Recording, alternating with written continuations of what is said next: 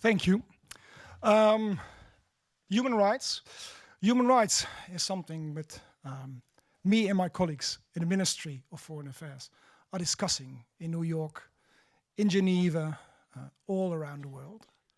But of course, human rights is not, say, what is happening in New York and in Geneva. It's happening on the ground. The people are not often aware in what kind of situation they are and also what their rights are. I remember when I came to one of my postings in Africa, then and where we had some programs on violence against women, and we wanted to fight the violence against women together with the African organizations who were responsible for that.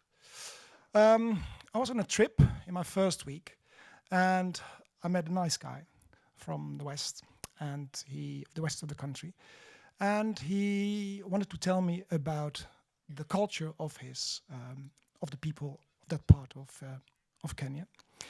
And he told me about birth, marriage, and death. And when it came to marriage, he said, well, it's wonderful, the marriage. And then, of course, what you need to do from time to time is beat your wife. And I was a little bit shocked, and I said, beat your wife? But why beat your wife? And he said, well, it's good for her. And of course, the wife, at the beginning, she might not like it, but she knows it's good for her as well. Well, that told me at least one thing, is that, say, human rights violations are everywhere. But it also told me that a lot of people are not aware of what human rights are and what their own rights are and what you can do and what you cannot do.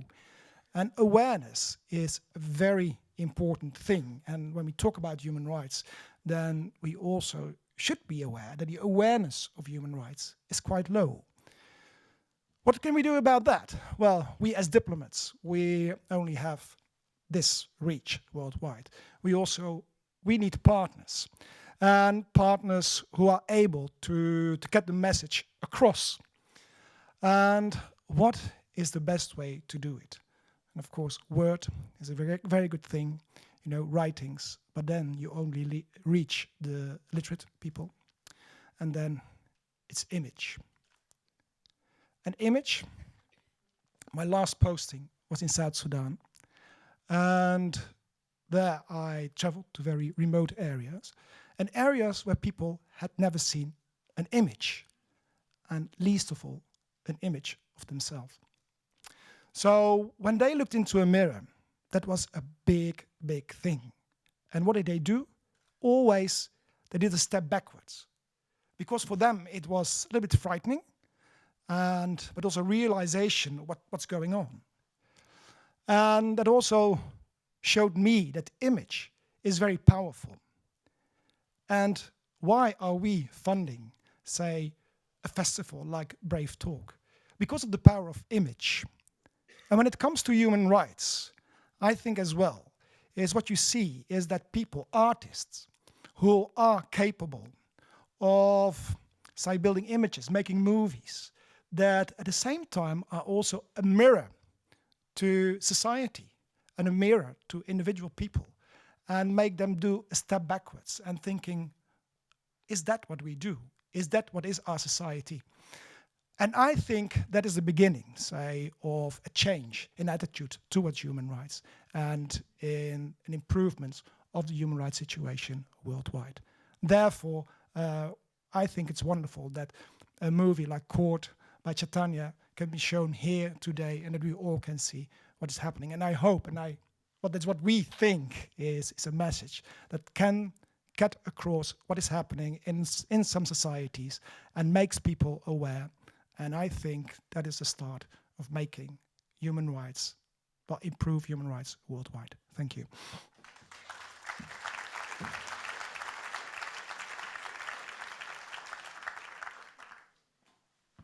Thank you for being here, and thank you very much, Chaitanya, for your wonderful film. Let's cut to the chase. How did the idea for this film come about in the first place? Sorry. I think it's the same process with all my projects. This is what I've experienced even in the past, that it starts with something very trivial and silly. I get fascinated by something very silly. For example, in this film, it was just the humor that attracted me.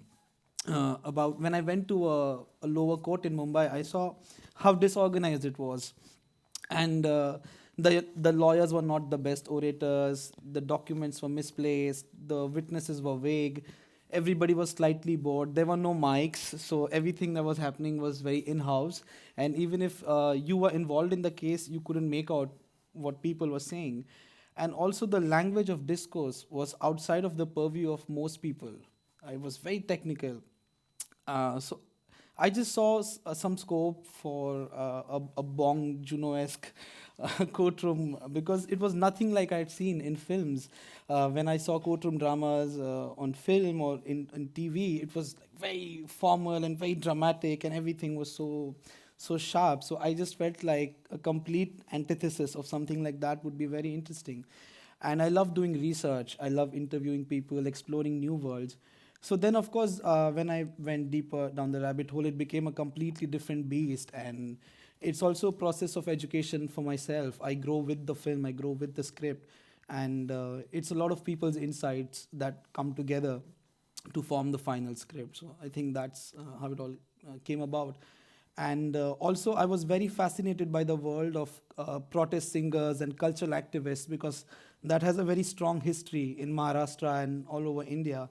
So it was a good marriage of both the worlds coming together in the script. So, But the film does have quite a strong political thrust in a way, in the sense that you see that there is a certain element of corruption, not to mention a certain element of inefficiency and apathy about the victims, about the accused, and the accused are entirely at the mercy of these people who keep saying, well, we'll postpone it and we'll adjourn and you're in custody for another couple of months. Did you see it as a political film when you were making it? I mean, it's hard to ignore. The politics of it is hard to ignore. I mean, I'll be naive to say that it was apolitical and the politics is just incidental. Nothing is incidental in a film. So yeah, but I must say that that was not my main motivation for making the film. I was more interested in the humanity of these characters, and I was very clear that it's very easy to paint heroes and villains and extremes, but the challenge was to lend dignity to the characters who are on the other side, or people who you probably don't like, or you don't, whose actions you don't necessarily endorse. I remember being inspired by a short film by Kieślowski called The Office, and it kind of switched the perspective, and that was very, very inspiring. So I was more interested in seeing what these characters are doing outside of the courtroom, where they're spending their holidays, what they are eating, where do they come from, what are their personal values, what is their cultural milieu. Because I realized that most people who are stuck in this system are not necessarily doing it out of an evil intention or because they have a personal agenda, but they're all operating like cogs in a wheel, you know. So yeah. That's particularly obvious in the case of the prosecuting attorney, who's actually a very nice woman, but even though you sometimes think, why is she arguing this way? Right.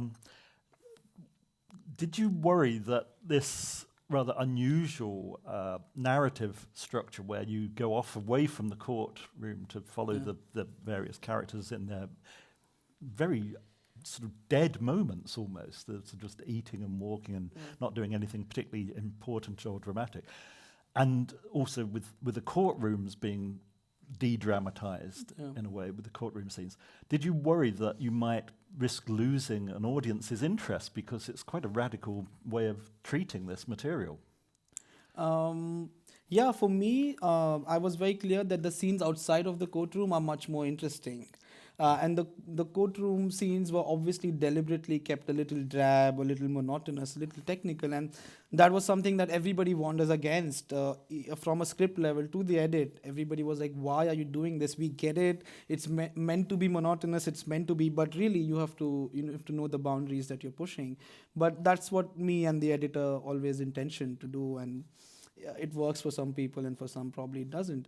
And like I said, I saw a lot of humor, and I was very amused by the scenes outside of the courtroom when I came up with them, or certain people's lives inspired some of the scenes. It was very interesting for me to see the public prosecutor and a family attend display with a right-wing propaganda, or for this 36-year-old, 40-year-old defense lawyer whose parents are Always bickering, yes. always bickering and asking about his marriage. It was, I mean, it's, you could say it's slightly risky or something that you wouldn't expect, but that's exactly the reason why I decided to make the film.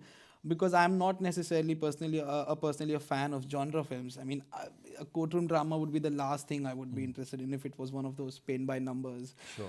Yeah. And am I right to think that most of the cast are actually non-professionals, that you did a big audition and they're non-professionals? Yeah. So I was very clear from the beginning that I didn't want actors who have seen a lot on screen, films or television, to play any part in the film, because the tone of the film is realistic. We wanted Mumbai as a city to come alive, the courts to come alive, and I felt that personally, me as a person, as an audience, would get really bored, and I wouldn't believe these actors if they tried to play real people. So we had a very extensive casting process where we created a database of 1,800 people who had never faced the camera, who were only interested in the idea of acting and who didn't mind giving it a shot. So we approached railway employees, bank workers, teachers, maids, taxi drivers. We had to adopt a completely different approach to auditioning. And each audition would last about half an hour with each person, where we would just talk about their life, their stories, and where they come from. There would be no scenes in the beginning.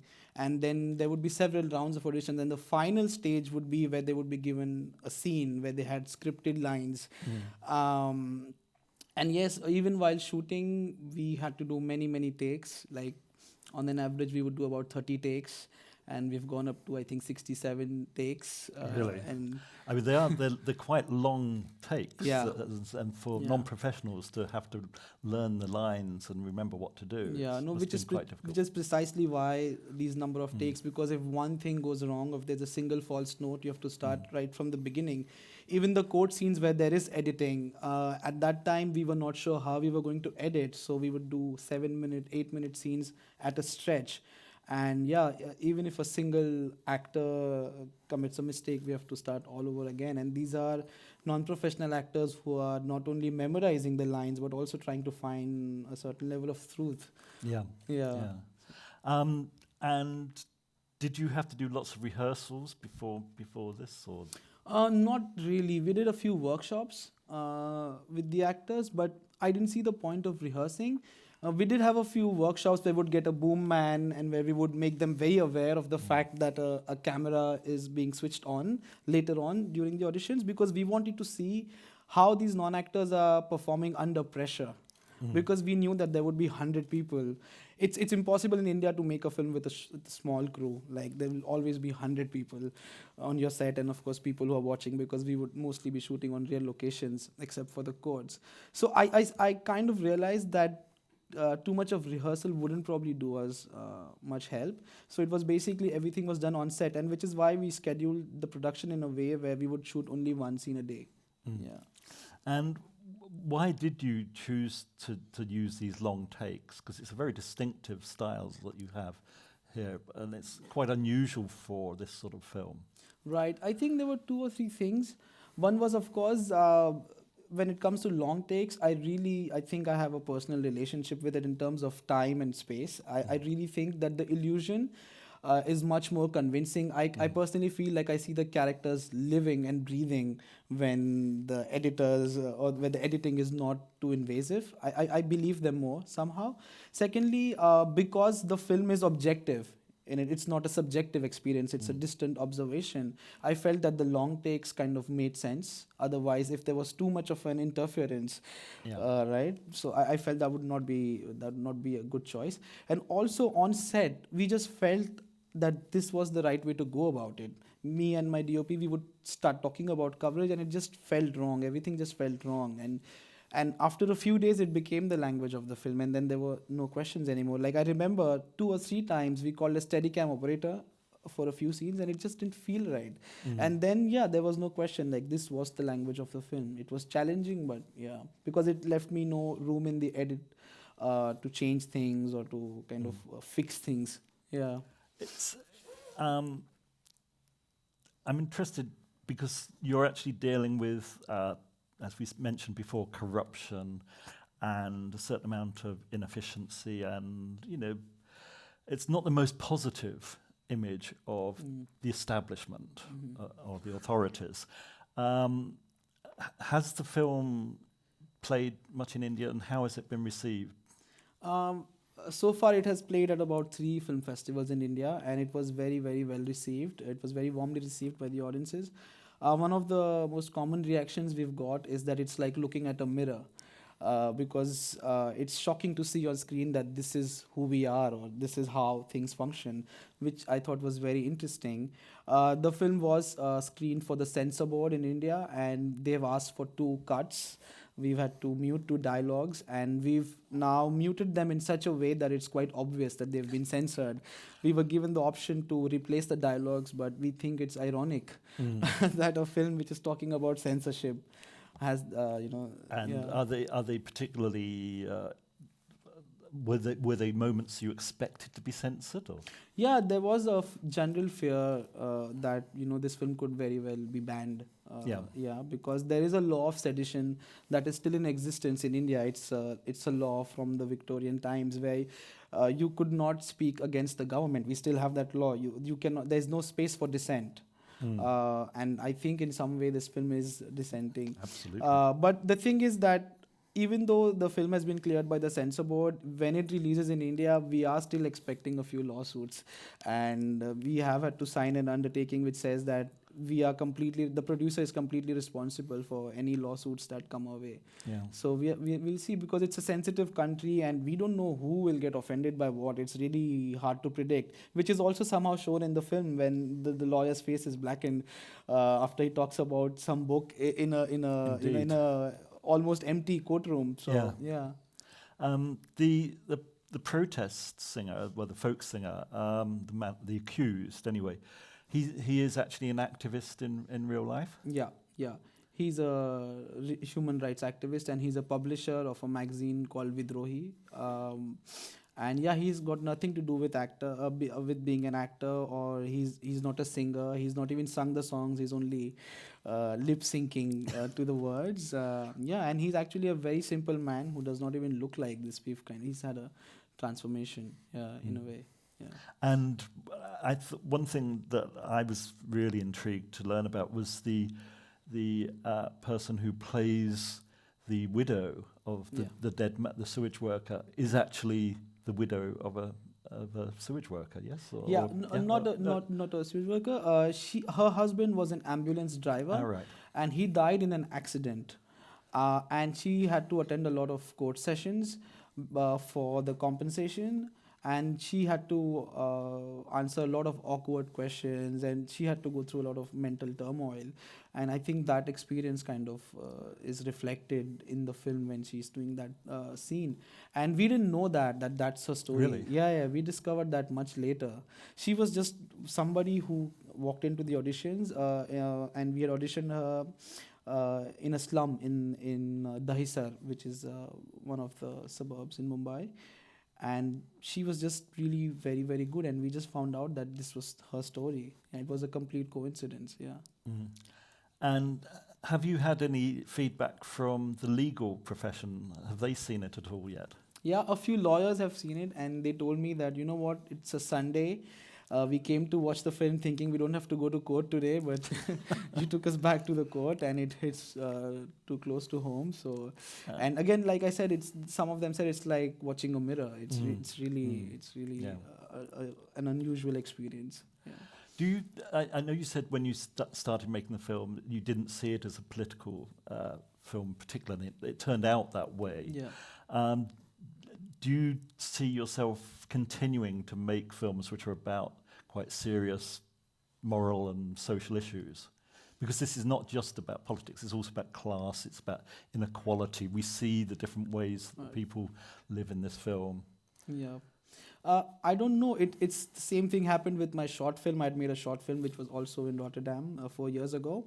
That was about tea tasting. It was about a tea estate owner, and that also, by the end of it, became about the violation of human rights and the contrast between producing the world's most expensive tea and being sold in an exotic package to the Western world and paying ridiculously low wages to the workers who are actually plucking the tea leaves. And again, with this film, the politics has just kind of crept in. So I don't know. I'm curious to see that myself. And of course, I think every piece of art is political in some way. It's very hard to be apolitical, and I have no problems with that. So I'm curious myself. One thing I'm curious about is the lead actor, or one of the lead actors in the film, Vivek Gomber, was also the producer of the film. And how was it directing your producer? Were you worried that you might upset him a bit? Right. No, I don't think that was ever a concern, because we had worked in a play together where I had directed him. He was the lead actor. It was a play that I had written as well, and we'd been good friends. And I knew that he's an actor who completely submits to a director, and so yeah, it was fairly easy in that sense. Yeah, there were no problems. Well, I think perhaps now is time to bring on Vivek, if he's here. Yeah. And then we can please welcome Vivek Gomber, the lead actor and the producer.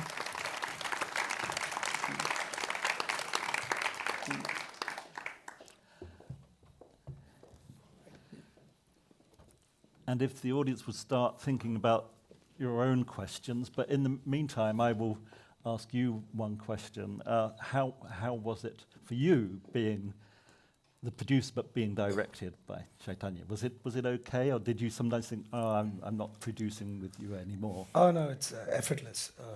He's incredibly talented, and I guess because we had worked on stage together and it was a very different environment, and then you don't have the glamour of film or the cost of film. So it's really about, on a human level, you're trying to connect, and it's like 3 months of rehearsal, and at that time he was also, I think, producing that play, and he was 21. So he was very level-headed, and the truth comes out, and yeah, no problems. Okay, now, does any of you out there have questions? Because it would be nice if you did. Do you feel like coming down to the mic here, please, so that it would be great. That way we can record it.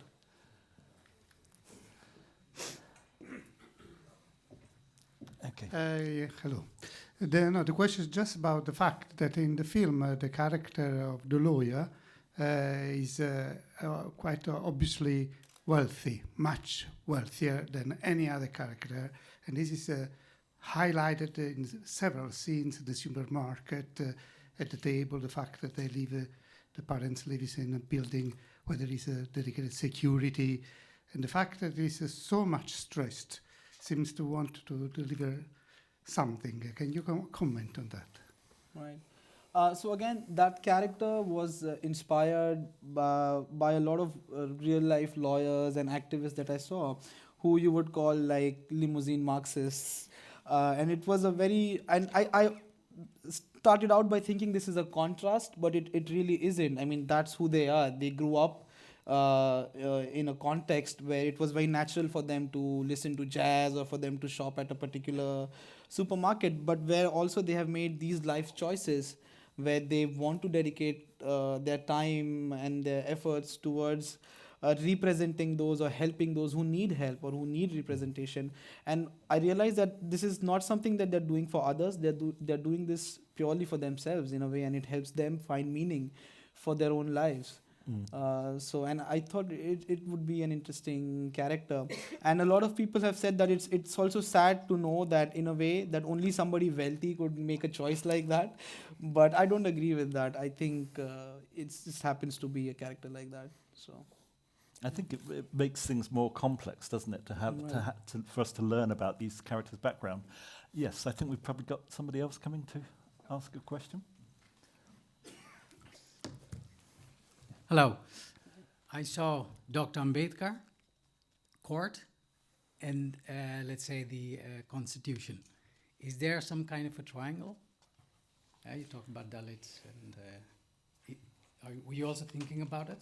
And how do you communicate that to the Western, let's say, media and people?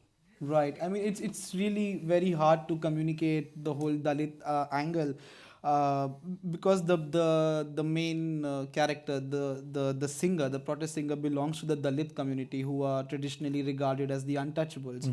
And that's the thing with India, that apart from class, caste is a big divider. It's a big issue. And it's one of those elephants in the room that is guiding and influencing a lot of the decisions that people are making. It's a huge trigger, and yes, it's very difficult to explain that to to a Western audience without being really obvious about it, or without spoon feeding that entire element. But yeah, again, it's one of those things that kind of seeps into the script, and it very organically becomes a part of it, because it's hard to escape. Yeah. Presumably So it's your Mona Lisa a little bit, eh? Yeah, maybe you could say so. Yeah. presumably the booklet that he's written Yeah. and is having published is also Yeah. about yeah, protest against. Yeah, because it's called A History of Humiliation, and Yeah. and Dalit oppression has a very, very long history, thousands of years in India. So yeah. Anybody else? Yes. What I would like to know is, was it your intention to, by making this last part with the punishment, was it your intention to show us the absurdity of punishment? Which part are you talking about exactly? Well, the last part, when they scared the father, and someone who The wasn't judge. really the best, Yeah, the it's the best judge, part of yeah. it, Right. got hit. Right. No, I don't think that's exactly what I was thinking about. I mean, for me, it wasn't a very literal form of punishment, but what I was interested in is an instinctive reaction of a human being whose privacy or whose entire being is violated, and what would the reaction be. So I was more interested in that. Yeah. Okay. Yeah. Okay, thank you. There was no suggestion that the sleep is not just literal but metaphorical, and maybe there's a need to wake up. Right. I would let the audience decide, because yeah, I think that would be saying a bit much Yeah. on my part. Yeah. Anybody else out there? You don't absolutely have to come down if you want to ask a question from your seat. What you see the movie, it's not really, it's, as you said, it can be very critical, but it's very played out very slowly, not very aggressively. Though I want to say, did you get some aggressive reactions or not? Right. I mean, the slowness can evoke a lot of aggression in some people who might think this is just plain boring, and why do I have to endure a slow court case? Because there is a psychological violence that's unfolding in the drabness and the slowness of how the trial is unfolding, which you would really experience for 10 years or 20 years if you had to undergo a trial in India. But yeah, so it was a very small representation of that aggression in a way. Apart from that, we are really looking forward to some aggressive remarks when the film releases in India. Yeah. But you must have been very disappointed when you won the Best Debut Prize in Venice with it. Then. You know. The film has had a very warm reception. Right. No, I mean India, when it's released in Yeah. India theatrically. Yeah, in Venice it was very, very warm. It was very nice. Yeah. Anybody else? Yes? Yes? Was it hard to get funding for this film? Not at all, because all the funding is right here. So yeah, maybe he should answer that question. Yeah. No, initially our desire was to find a co-production. Our desire was to try and go through our institution funding, whatever options we have in India. But however, all of that was just taking too long, and we had a time schedule that we wanted to stick to, because we felt that if we don't move ahead with it, we'll just kind of fall away. And it was, yeah. So then, yeah, and there's not much of there's not much scope or not too many avenues for institutional funding in India, and there's one body which did not approve the project. We did not get any funding from the body that exists in India. So it was all done through private equity by him. So Yeah. And Hubert Ball's fund. Also, yes. Yeah, and from because the it was really man. good to have them on board while we were developing and moving around, because at least we were able to have conversations with people, and I got to come here to do Producers Lab and things like that. So just when you have a conversation with someone, people who are a lot more senior than me, I mean, I'm a first-time producer, people were interested to at least know more about the project because of the reputation of Hubert Ball's fund. So we're very thankful to the Rotterdam Film Festival for sure. Thank you. Did somebody? Yeah. First of all, I'd like to thank you for the slowness, because I really enjoyed looking at everything that was there to see. So that was really, really nice. I have a question about the songs of the singer, and also again, I so enjoyed, the aliveness and the energy of the performance. I was wondering who wrote the songs. And maybe you can tell us some more about the whole culture of this singing. And the reason I'm asking is because the texts are very interesting. The first song is a little bit criticizing wealth. There's this text about going to the mall and something about the Great Fall. I don't remember, quite well, but it's an interesting text. And the last song that he sings when he has been bailed out for the first time is very intriguing, because he sings something, I can't literally remember the words, but he's singing something like, don't mistake me for an artist.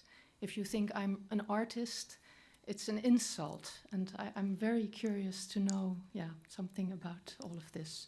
So again, why these lyrics, who wrote them, and some more questions or some more insight in the background of this. Sure. Again, it was a very interesting process in terms of the songs, because I had written a very rough draft in English of the songs, because I can't write in Marathi myself. So, and then Sambhaji Bhagat, who has written and composed and sung these songs, had to adapt the basic idea of those songs into the traditional form of Povada. And Lok Shahiri, which is the traditional form of singing of Maharashtra. And then we had to subtitle it, so we had to adapt it again in English, so which was a tough task, because it's sometimes not possible to translate the nuances and subtleties of a particular language in another one. So in that sense, I'm very glad that the songs are being appreciated. And these songs have been, of course, written specifically for the situations in the film. And yes, Maharashtra has had a history of protest through songs and a history of cultural activists since the pre-independence. And it's sad, because that's a movement that's completely dying out right now. It's struggling for relevance. So in a way, it was also an attempt to capture a bygone era. Yeah. Sadly, I think we've run out of time, but before we finish, I do hope we can see your next film, which will be a continuation of the case about the stolen money, the stolen watch. That's not really going to happen, I don't think. But I'd like to thank you all for coming, and I'd like to thank Chaitanya Tamhane and Vivek Gomber. Thank you very much. Thank you so much. Thank you.